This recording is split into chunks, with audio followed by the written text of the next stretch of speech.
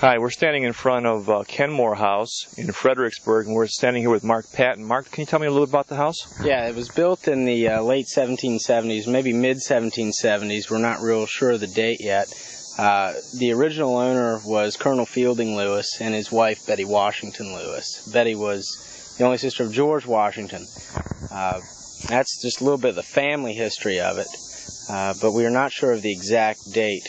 We used to say it was 1752.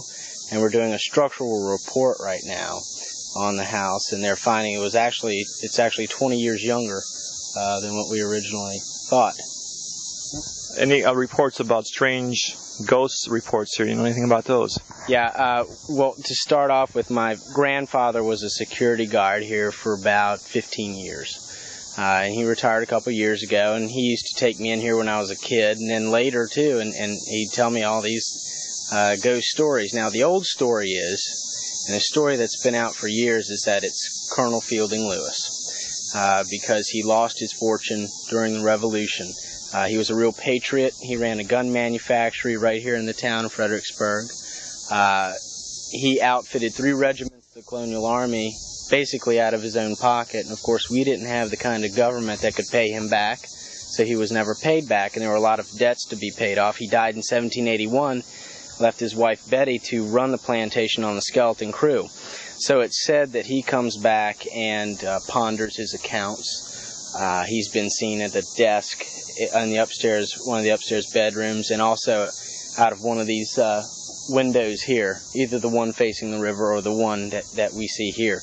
That's the old story, but the ones that my grandfather told me really don't sound much like the old story. One of the most interesting ones was a night he was sitting over here in the gift shop, just sitting here. He was the night watchman, and we usually, sometimes you have kids that come over and play in the yard and everything else.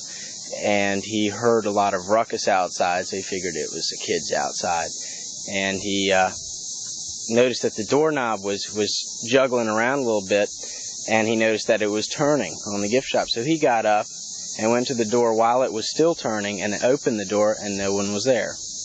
And of course, he called my mother and everything. He's not the type that gets scared very easily, but this spooked him a little bit, to say the least. He said he's seen a veiled figure walking out by the sidewalk here.